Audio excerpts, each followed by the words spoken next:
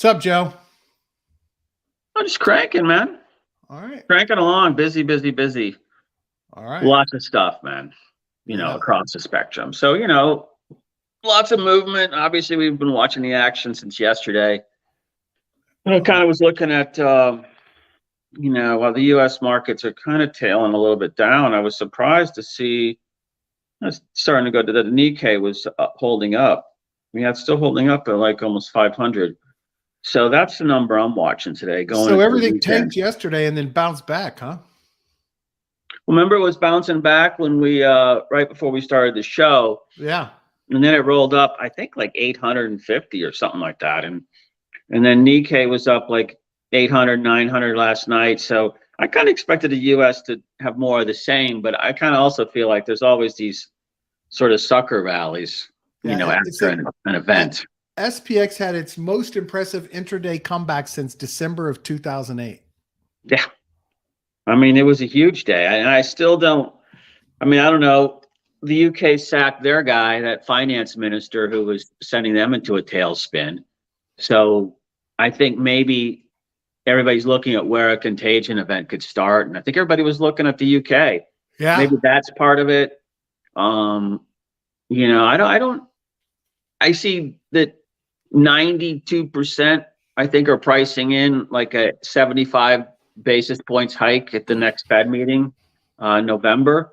I've heard like the rest is 100 basis points. There's like nobody on the 50. So I think it's starting to have the effect. But, again, that's from a U.S. perspective. Obviously there's cash getting sucked out of everywhere else. But, I saw some good data too on Europe from, the IIF economist, Robin Brooks, really good stuff on their current trade balances, which I was kind of surprised at how low that was. Right. And, I mean, they have tough times, but look, I guess they got to get those interest rates up closer to the U.S. interest rates, or, you're just going to keep seeing that widening between dollar and the euro. I don't know. It's interesting times. That's for sure. I mean, BTC was up. I mean, what is it at right now? It's up. ETH is up. 19,361, 363. ETH is still up 4 points, 4%, 4.11. Yeah. BTC 2.08. So I don't know. I mean, we got to trim the fat in equities. Everybody knows that. But the fact that BTC and ETH aren't getting dragged down after that is kind of interesting to me. Yeah, absolutely. Absolutely. No, that's great. That's great. Quick heads up to everybody. There's a new episode of Mission DeFi, episode 78. Buddy of mine, Dunks411 on Twitter, has launched a platform called Amplify DAO. And essentially, this takes the referral systems and affiliate systems of Web 2 and brings them into Web 3. This is going to be an entire marketing platform eventually, but the idea is the community is filled with strategists, marketers, content producers, etc. And they will integrate a referral / affiliate system into existing projects so that if somebody refers somebody to a project, they will get rewarded if that referral not only visits the website, but connects their wallet, excuse me, and takes an action on chain. So borrowing money, spending money, paying a fee, whatever, and then is able to automatically pay the referrer a percentage of the transaction or whatever the terms of the system are. The cool thing is that Amplify DAO is boosting those payments with their own tokens to help people earn more, but they are also going to tokenize the rewards that projects are going to offer, so that other interesting things later on can be done with those tokens. So maybe a lending market for future earnings for members of it, whatever. So really cool project. I encourage everyone to go check it out at missiondefi.com. The platform is called Amplify. Dunks out of Australia is doing a great job building this platform out, and I think has a ton of promise because so many communities, so many DAOs, so many projects are run by highly technical people, and they don't know the best methods for getting things out there, right? It's all memes and integrations and partnerships, which is great. It's grown the ecosystem to this point. But this is the kind of stuff we need to start seeing as the network matures, tools to help people do a better job of marketing and tracking and using that community that they built up to help them grow more, right? So anyway, check that out at missiondefi.com. You sent this over. Hackers have stolen record $3 billion in crypto this year. Yeah, evidently it shattered last year's record of 2.1 billion. Wow. All right. 781 million, I think, in this month alone, October. And what are we, not even halfway through? So I coined the term DeFi $3.0_B. But look, I mean, it's just ridiculous. So, you know, it just has to clean up. It will clean up. But, you know, it just kind of, when everybody else sees this, the exit liquidity that we're trying to attract in here, you know, it scares them. Yeah. And so they're like, God, we don't have to deal with this shit at banks. And you're like, yeah, you know, you get a whole 1% interest over there. I get it. Yeah, it's safe. Exactly. But, you know, here you get more for taking the risk, but nobody couples those two things together. I'm going to go out on a limb and say, we're going to see more hackers. Yeah. We're going to see more exploits. Look, you know, that whole overused analogy of changing the engine while the plane's flying. I mean, that's this whole market, right? I mean, we are learning as we go, and writing smart contracts is incredibly difficult. Understanding attack vectors is incredibly difficult. We don't have any kind of uniform standards. There's a lot of different people out there offering services to help, but at the end of the day, these are the lessons we got to learn. And, you know, it's kind of incumbent upon users and then the projects to start protecting each other. But also, I think during the bear market, what I'm hoping is the rate of hacks and exploits slows, because people are going to take more time to develop and check what they're doing. Right. The higher the profile, the more money getting stolen means projects are going to be more likely to take a bigger, deeper look at what their security situation is. And then, you know, you take that to another level. A lot of the scammers have left because the money isn't quite as plentiful as it was. And so we're probably less likely to have shit projects thrown up against the wall just to make a quick buck. I mean, it's still going to happen. Don't get me wrong. I just think we're going to see less of it because it's more difficult now. So hopefully that pace will reduce over the next several months, but we'll see. Yeah, look, you're partially right, because they have moved on from like the exchanges to all the cross-chain AMMs and bridges now. So where all the smart contracts are newest, and there's multiple sort of smart contract interface points versus just one-on-one chain. So now it's like, you know, 10x the vulnerability that it was before, and they're finding all those easily now. So hopefully the community does buckle down and, you know, clean these up quickly. Yeah, because I think it's a function of all the stuff we want, the cross chain, everything, you know, swaps, AMMs, everything you could think of. That's where the vulnerability is right now. Totally agree. Totally agree. So we'll see. Hopefully so. We'll see what happens. Did you send me this? Well, I don't know where it came from, but I did send it over this morning. But I thought it was kind of intriguing because you were talking about it the other day, if I'm not mistaken. Yeah, we were all talking about app chains. Absolutely. Yeah, so that's why I throw that graphic up. It seemed like an easy way for people to see what was this there. Is cool. I didn't even realize that Sift Chain was really an app chain focused on just that one trading platform. That's interesting. Yeah, it's always been confusing because they're in Cosmos, but they're not in Cosmos. Well, Cosmos is built to be a place where you build your own chain off of it. So that makes sense. Yeah. But I thought they were also trying to build out other stuff on that chain. But it's interesting. Osmosis. It's going through the shit. Well, that wasn't why I put it up, though. But, you know, it is interesting because I was messing around in there yesterday, because there's like a differential in the price of the Rowan token on, say, Sift Chain and Cosmos at like 9 something cents. And on the Polygon version or ETH version, eRowan, it's like I think half a cent. Oh, excuse Wow. me, 0.009 and 0.005. But I think, you can only get into SIP chain. It looks like bridging from ETH. So you got to do the Polygon bridge out from Polygon to ETH, and then go ETH over to SIP chain. And I'm kind of like, the bridge? I'm scared to even press the bridge button on Polygon anymore, because Right. I always remember getting shit stuck in there at the checkpoint, and then you get the next gas and it's $240. Yeah. And then you you're should screwed. you should really try out Change. Change. Oh, that's right. I forgot about them. Thanks. Much easier way to get tokens over. All tokens? Yeah, 30 chains. Perfect. 30 No, chains. I And can't you believe can I swap. didn't remember them. Thanks. Yeah, you can swap too. I mean, that's the beauty of it. Like you can start with USDC on Polygon and swap directly over to Cosmos to Atom, right? Mm-hmm. No, you see the record of transactions going through, like all the things that have to happen on the chain, but that's it. Choose your tokens, choose the chains, click the button, sit back and watch it go.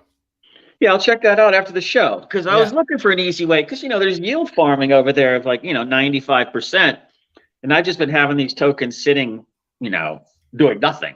Yeah. And so, I thought, I just got to get those parked over there, and then it either goes or it doesn't. Yep. At that point, they have a simplified. I'll put a link in the please in the show notes. It's primarily mobile right now, but they do have a simplified version of it on the web in their API docs. But you can use it. I've used it twice now just to do some quick transfers over. And you just pick the chain, you pick the token. Oh, I'm not connected right now. Anyway, you pick the chain, you pick your tokens, pick the other chain, pick the other token, how much you want to swap. You can keep it the same token, or you can try a different token. And how much you want to get over, boom, bam, click the button and it goes. That's it. I figured it might end up being where you sell them for ETH or something, or sell them for USDT and then move the USDT over and rebuy. But I think the trick was to take those ones that are half price on ETH and get them over there and sell them for full price. Arbitrage that shit. Absolutely. I lost you, buddy. Is it me? No, your mic's gone. Oh. Yeah, now you're back. Now you're back. That was weird. Yeah. Okay. Yeah. So I encourage, everybody to give that a shot. I've done a big deep dive into this platform and to how this all, how this all works. It's very impressive. So, what was next? Oh, well, wait, there was something else here. Oh yeah. So this is interesting. Then these are DeFi specific L1s. Say is that, meta blockchain oriented moved programming language that is trading oriented. And I read a little bit about them the other day, and there's a lot of projects jumping into Say. I know you've been looking at Aptos, which is also a meta, whatever that fucking chain was called that Meta was building. There's just a lot of stuff going on. I mean, look, I dug through Arbitrum again, hadn't been in there in ages, tons of stuff. So then I went into Aptos and, started playing with the protocols in there, and it's impressive. And then, Shardium, I looked at that. I mean, there's great stuff going on there too. And Say comes up a lot in those discussions, when you're talking about those chains and stuff. So that's the next one I'm really digging into. Euphoric is saying your video is jittery, but audio is good. I don't know. Mine? Yeah. Okay. Whatever. Nothing we can do about it right now. MetaMask is integrating bank account connections for US buyers, US users. So you'll be able to buy directly in MetaMask, connecting via ACH, I guess. So thought that was interesting. Again, I'm not a very big fan of MetaMask at the moment, but it's anything that helps grow the space and gets more users on board more easily.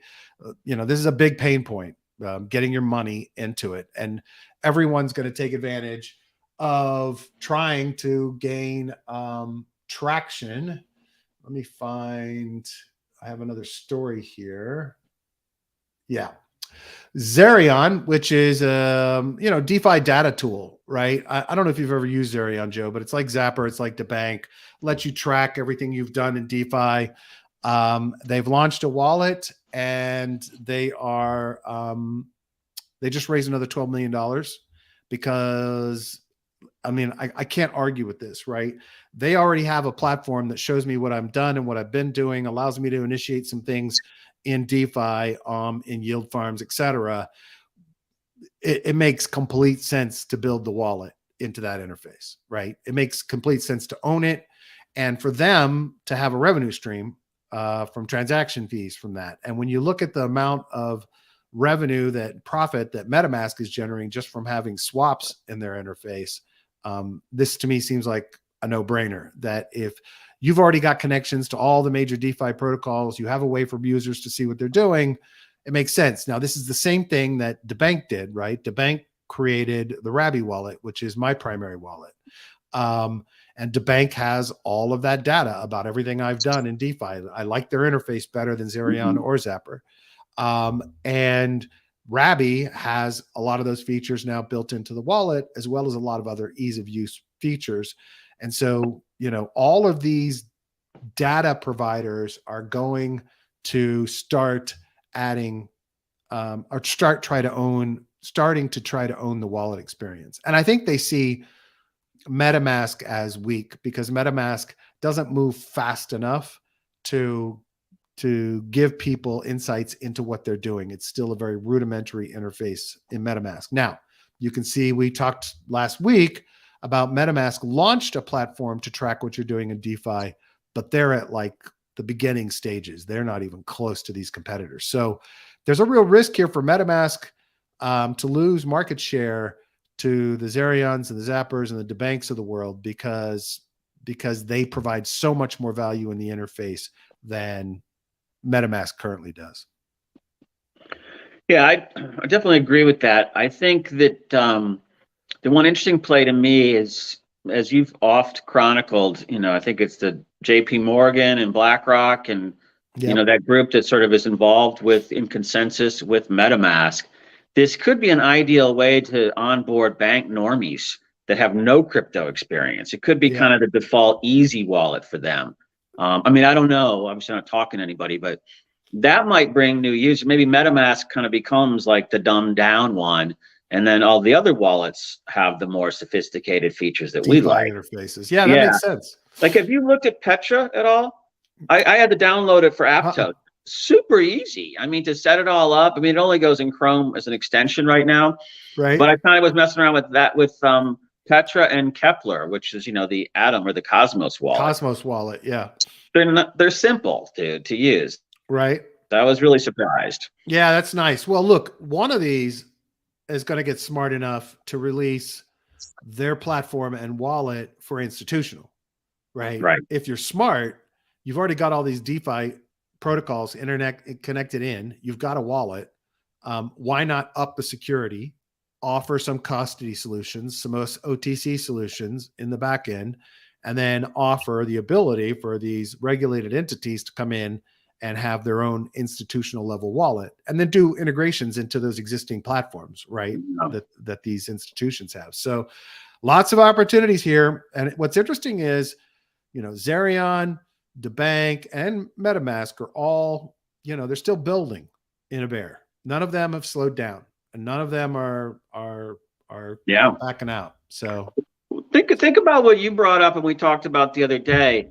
Kind of like, why does someone have to say, for example, to get to MetaMask before, you either had to go through Coinbase or, not before, but now, if you're coming at it from a bank, let's say they're serving it up to say, JP Morgan's retail customers, then they don't have to worry about registering the wallets or anything. Because once you make that first transfer from the bank, they know where that money's coming from. So they can always trace it back. Right. So it gets us back to that kind of contained thing where, is everybody going to be all that worried about everything if, there's these kind of bubbles in here that are like kind of the regulated bubble, let's say. Right. And then there's the other cutting edge stuff going on over here, or the more high risk stuff that's for, those that can stomach it in institutions. So to me, I kind of think it's driving us to that path a little bit too, where we're not going to have to, KYCing and all of that AML stuff is going to be buried in infrastructure. That's right. It's just like with the phones, I say like that a lot.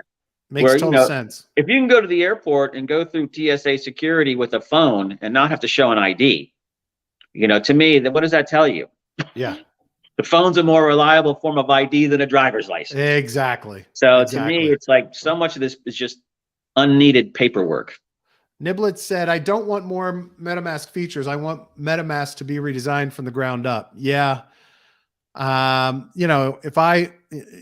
If I were running that organization with all the employees they have, I would probably split a team off to re-envision the wallet from the ground up, but they're probably not doing that because that's really difficult to do in a big company.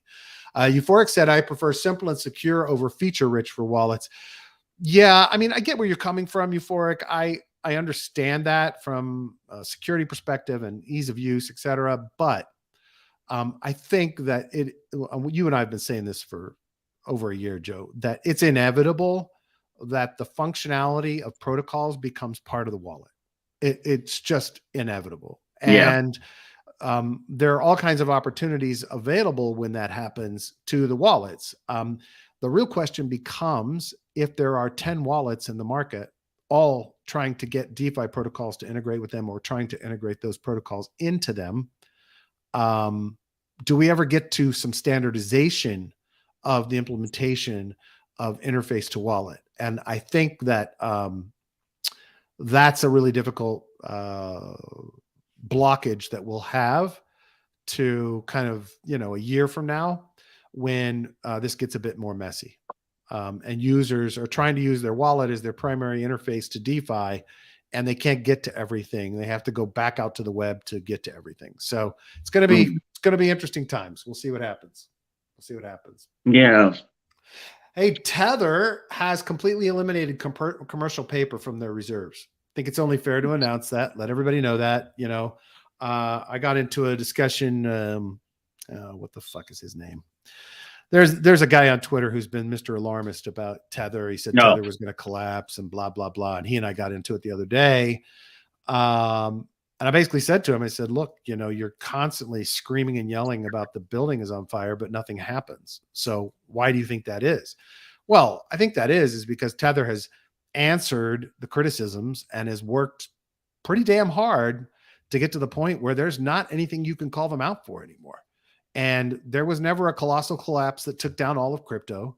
And I never was confident that was going to happen. It made me nervous to read all of the hype. But frankly, you got to be pretty impressed with the fact that they've gone from kind of this messy, disorganized operation to one that's actually, getting compliant and managing their shit and keeping it together. Again, no fan of USDT or USDC because of their blacklist capabilities and their centralized nature. But, you got to give credit where credit's due.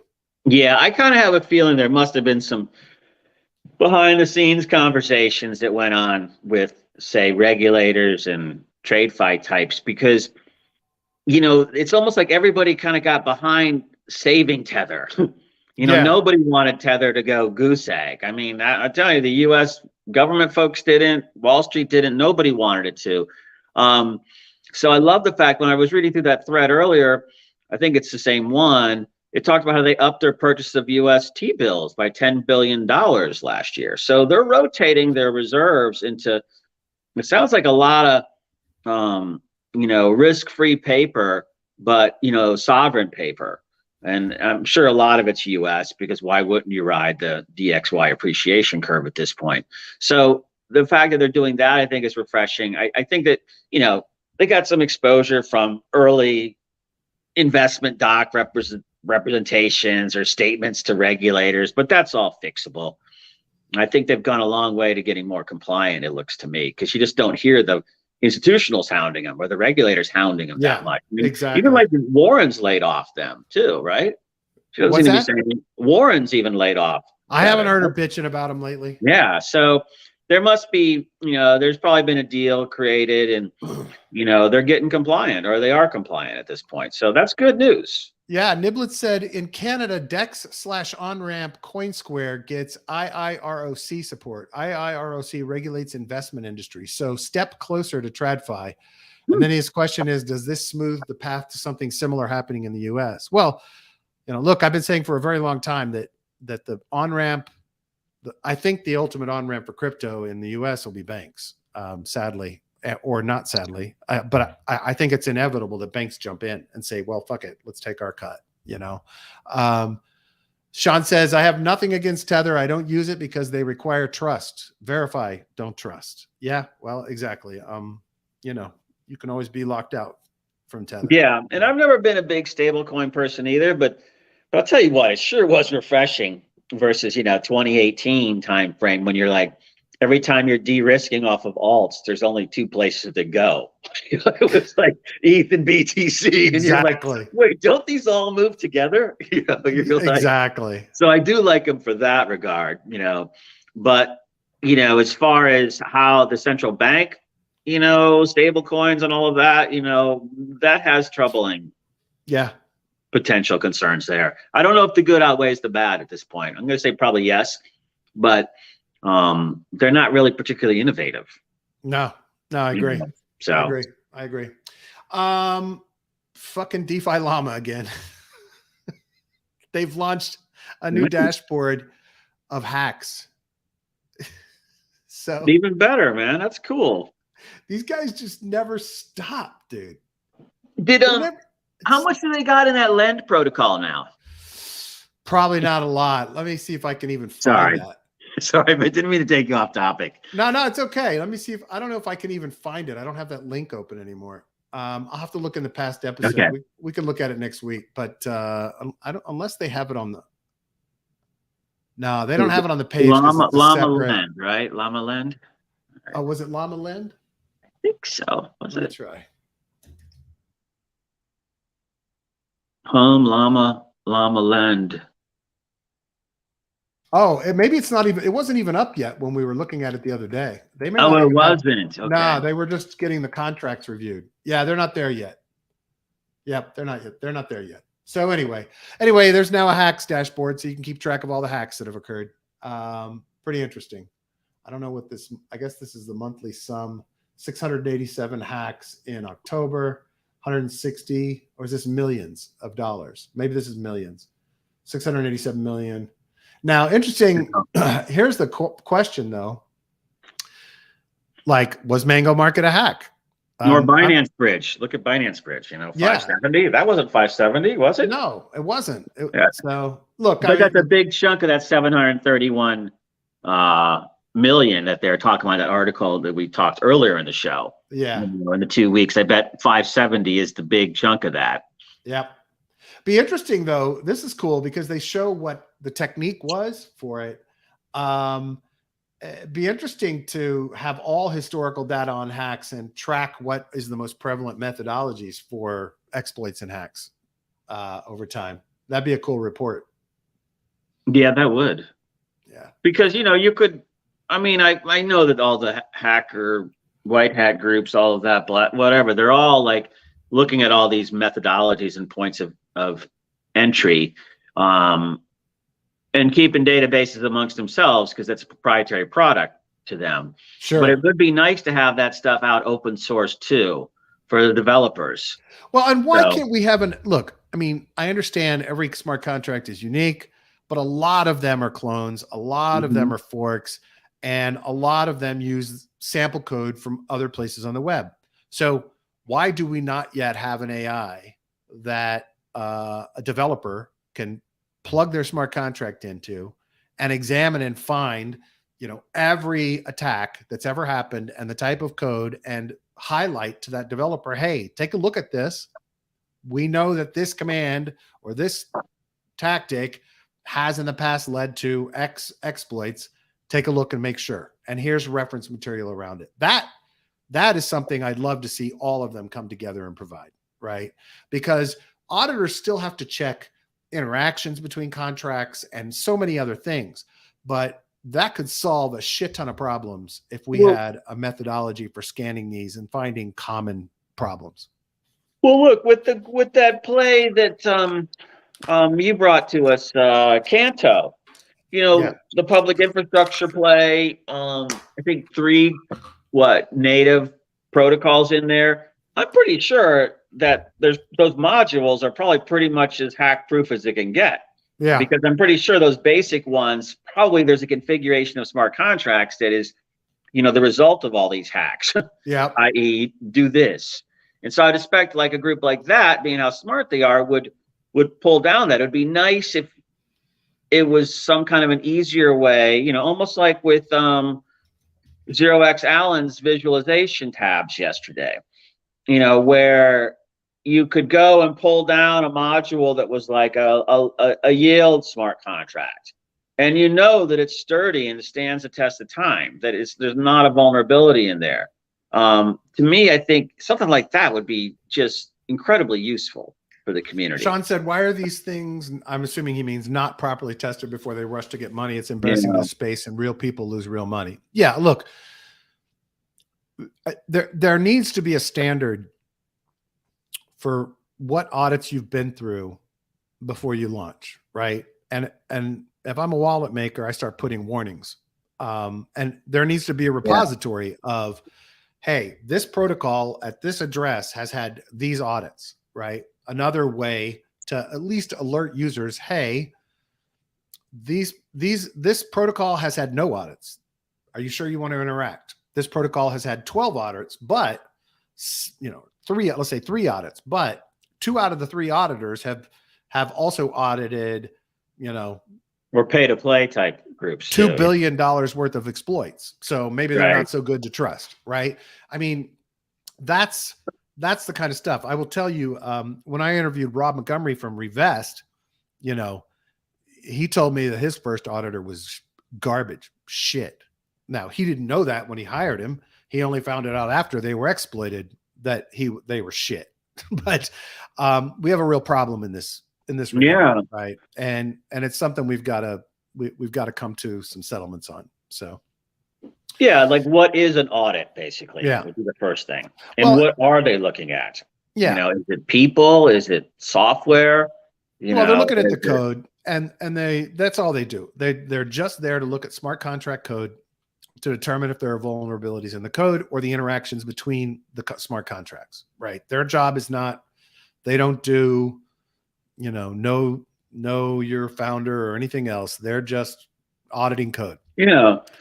But at the same time, this is the kind of things that we have to do. The other problem we have in this space is a lot of developers think they're geniuses and they need to start from scratch, right?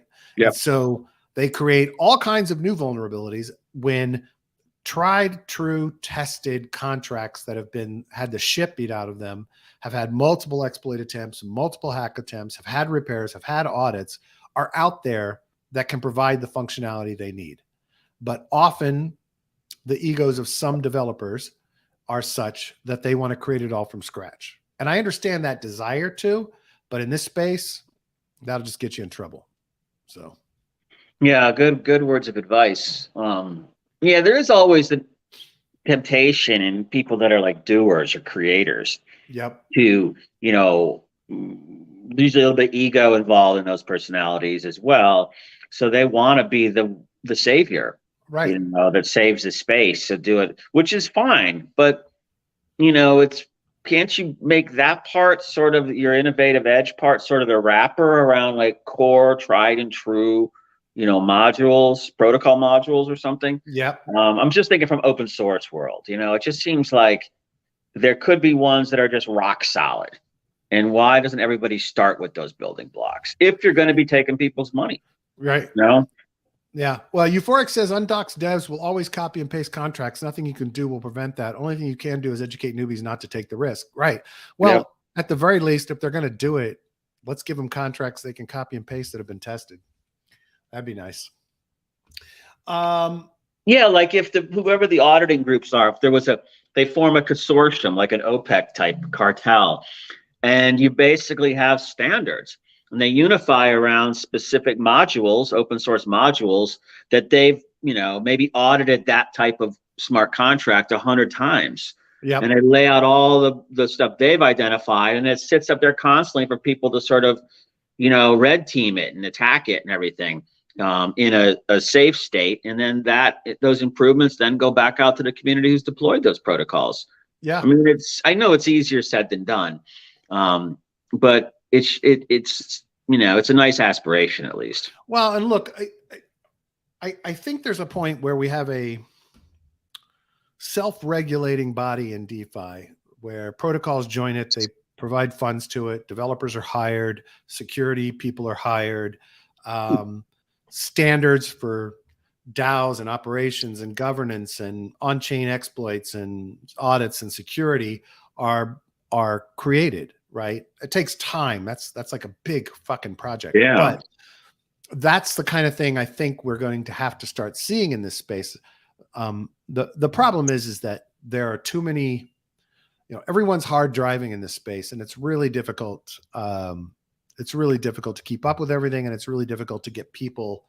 They come together and they collaborate on things on project to project, but it's very difficult to create something that's unified amongst all of them. So, well, and also because you're innovating beyond the edge, right? So it's all bespoke, it's all custom, it's all new. So you're right; it's very hard to incorporate that in with the basic building blocks. Yeah, Sean makes a good point here to what I was saying, and he says taking the proven model risk has risks because you get a huge problem with attack vectors that are then across the whole space. So I think what he's saying is if you take my idea of, hey, this is shit that's already been tested and proven, right, and people start using that code, if a new attack vector is found and every protocol has that code in their system, now you have a shit ton more projects that can be attacked simultaneously. Like a 0-day hack. Yeah, definitely. So again, it gets back to your point of, a consortium that sort of defends and updates the protocols too, just like, the ones you have where they automatically update whenever something is, a risk is identified. And Sean makes a good point. There's no easy solution except stop rushing to market, in my opinion. And look, there are plenty of protocols that don't rush to market. There are plenty of protocols that beat on their shit a long time because they're scared and worried and they're responsible. And some of those still get hacked or exploited. So the other part of this is that these are things that are going to be learned over time, and they're going to be learned because people got money stolen. And it's just going to be, that's just the nature of what's getting created here. So when you go, when I'm in, say, Shardium, and I've got a bunch of testnet tokens, and I'm swapping and parking for, fictitious yield, basically, right, but just testing the protocols out. I mean, it's almost like there should be another incentivization in there for hacker types or cybersecurity types to be in there working those testnet protocols at the same way that, say, I'm doing it, but on the code itself, not in functionality and does it work and is it easy, but more in, when something's a protocol is deployed on a testnet where they're coming in trying to crack it. Yep. I agree. Niblet says it's the move fast and break shit mentality. That's fine for making some social media app, but less so for healthcare, right, DeFi, finance, etc. Yeah, absolutely. Timeless Finance. I just saw this before we came on the show, but they're launching a protocol called Bunny that makes Uniswap version 3 liquidity composable. So in other words, instead of representing liquid LP positions in NFTs, it creates fungible ERC20 tokens, which then allows them to be more easily integrate liquidity in other apps. So other protocols can use these tokens for their projects to represent their liquidity and use them in apps. I think this is actually, it's interesting. And it's interesting to see where this whole goes. And I haven't taken a deep enough dive into it, but just wanted to get it out there. This is interesting. So big claims. For over a year, we at Silent Research Labs have worked on the privacy silver bullet, a scalable, user-friendly, and usable solution. We finally built a way to access an application on a public blockchain privately and compliantly. Now this gets interesting because I haven't gone through the Medium post yet. I just hit through this thread, but Silent Research Lab is introducing its patent pending. Okay, red alert. Patent pending. Seriously, guys, you've been fucking around in DeFi this long and you don't know what patenting your shit is going to do. It's going to kill your adoption, but maybe there's something to learn here. Console for the Web3 ecosystem that helps bring privacy for existing and new applications on chain. We're fully compliant infrastructure, so regulatory compliance, I guess, that allows users to gain privacy while interacting with its peer users, enables users to post arbitrary computations targeting their favorite on-chain applications with complete composability. But they have this model where they're introducing what they're calling silent complex compliance extension that allows the silent compliance DAO to assist authorities by enabling data access for highlighted participants only after the DAO reaches a consensus. So it sounds like they're creating a voting mechanism that allows a DAO to decide whether authorities can access the data of someone who's been using their silent system, which is interesting and a little scary. Because, you know, you're essentially giving people who hold the most tokens voting rights over exposing your private data. And, you know, look, I get what they're trying to do. They want to create something that doesn't get shut down by regulators like Tornado Cash, and at the same time allows people to feel safe and private, right? And I think what they say to themselves is this: yeah, we'll patent it because we'll be in the perfect position, because this will be the only kinds of solutions regulators will allow to exist, because they want a way into the data when there's a legal challenge to what that person is doing in some way. So they figure this gives them something to sell to protocols to say, hey, you can give users privacy, but you also give regulators peace of mind that they can get to the data if they need to. And it still makes it a consensus mechanism that users, members of the DAO can decide whether a user's data gets exposed or not. This feels really fucking messy to me. And I understand the play, but for me, no thanks. So I don't know. It feels sketchy between the patents and a bunch of other humans deciding whether my data gets exposed or not.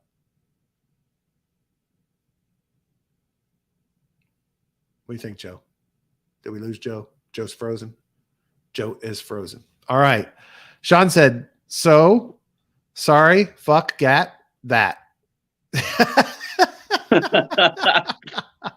You were frozen up, Joe, so I have no idea if you said anything. No, the Wi-Fi tanked. I'm back on cell. No, when I hear that type of model, two things. One, okay, so the feds are like, oh, we got North Korean account in here. We want to get in at it. And then the DAO says no. Yeah. Well, what are the feds going to say then? Yeah. They're going to say, oh, yeah. That's the first thing I think. But I just keep going back to that Colorado co-op law, man. It just seems like that is a better way to satisfy this problem of privacy versus, compliance. Yeah. With that paper-based record locked in the office or at your deposit box or at your lawyer that no one can get at without a court order, to me, let's just all do what we're going to do. And then if there's a bad actor identified, boom, you can get to it. So, but only then, and only under court order. So I just love that solution. It just seems like such an easy one to me. But, I agree. There's definitely stuff that has to be figured out here. Yeah. But I don't know if this is going to be received as favorably as Silent Protocol thinks it's going to be received. Yeah, imagine, look, there are protocols being developed that want institutional money and want, they're fine with this kind of shit, so they'll use it. Yeah. But for most of the mission-based developers in this space, this will be a no-go. This will be like, yeah, no thanks. Now, if regulators say you can't operate in this country or whatever country without a solution like this, then, maybe they'll get forced adoption. I think that's what they're going for. It's going for the, hey, this will be regulators will stomach this over users being in control of their own privacy. And so I think that's what they're going for. It's kind of like the force your hand strategy. But hopefully they're not out saying to their investors or clients, oh yeah, by the way, we're going to control the DAO anyhow, so nothing's going to get approved. Yeah, exactly. Like, you don't want any messages out there with you saying that at this point. Exactly. So, Ethereum's adding 90,000 new unique addresses daily since the merge went live. It's kind of crazy. Sean said, court order from which government? US, Russia, China, dark money is the solution. That is all nonsense. Good point. That's a I was of course looking at it from since most of the regulation seems to be here, I was looking at it from like a US perspective. Yeah. I don't really think about it obviously as much of the regulation in other areas because I just sort of think it's less. Yeah, you fucking American. But I get a little ethnocentric sometimes. Sorry, guys. God, you don't ever think about anybody sitting in a pub in Ireland. What the fuck? Man. No, you guys know I'm a man of the people. So it's like I do think of, when I see data like that, half of this friggin' country only has 2.64% of the wealth. The U.S. is what I'm talking about. And it used to be 1.8%, and it only got to 2.6 because of the recent real estate run up. I mean, I find that number just shocking. I just find that appalling. 165 million people. So, you see that and you wonder, no wonder all of these populist groups can pull people, recruit people. Yep. It's just insane. So Arbitrum, this is really interesting.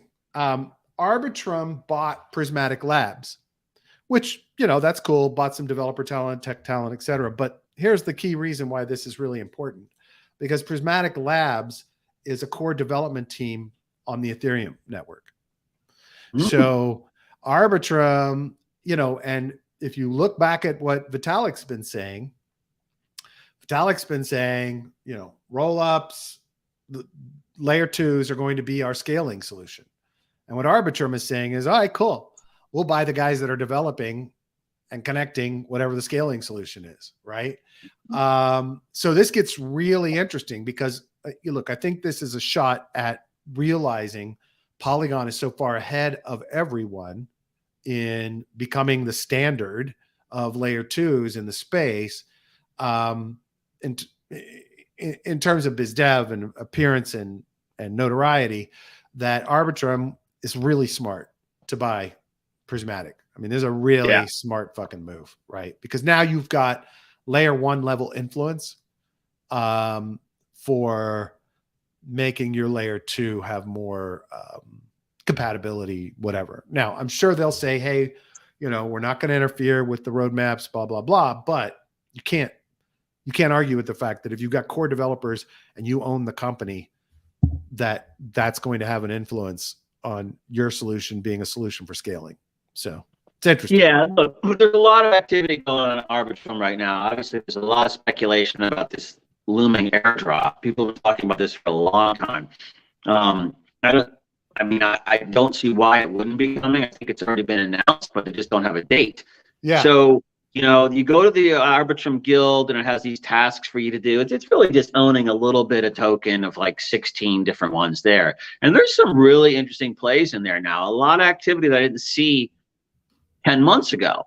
Right. When I was over there in Arby, it was just Arby's Finance and Sheems and, some stuff like that. And then, some DEXs came over. I think, Sushi Swap's in there. But they got a whole bunch of native stuff like, of course I can't see it because that Wi-Fi's down. But I want to say like GMX, DOPEX. There's a whole bunch of perp stuff and option stuff that you could play with. There's a bunch of DEXs. And then there's other cool protocols too. I want to say like Live Peer was a messaging one. But there's a bunch of activity. And, so I thought, oh, wow, I missed that. But then, of course, I looked at Aptos and I see like, okay, a ton of activity as well. And you go down the list of the other ones, Shardium and ZK, whatever it was, that are new ones too, that are all playing in that same space of where, Arbitrum is. And, they're building communities. So there's just so much new stuff. I was really excited to see it. I thought I was going to go in there and the stuff was going to be dead. Yeah. But no, there's a ton of stuff going on in there. Oh, that's awesome. I'm going to have to skip on over there. Oh, Shizzy says no airdrop. Yeah. Well, Shizzy's the one who kind of turned me on to Aptos, or talked about Nice. Aptos once. And so I went in there looking, just to see what was there. Of course, I missed like testnet 3, and I think the next one goes up, or AIT3 maybe, or something. Next one goes up in winter, but there's stuff to actually do there now. That's cool. So I recommend, those are where the next ones are coming. So when everybody scales in here, all these like JP Morgan retail accounts through MetaMask and all this other stuff, they're going to be looking for the newer chains, I think, and the newer stuff to get in on the community action. Yeah. And I think all of these new ones can fit that bill. Yeah, that's it.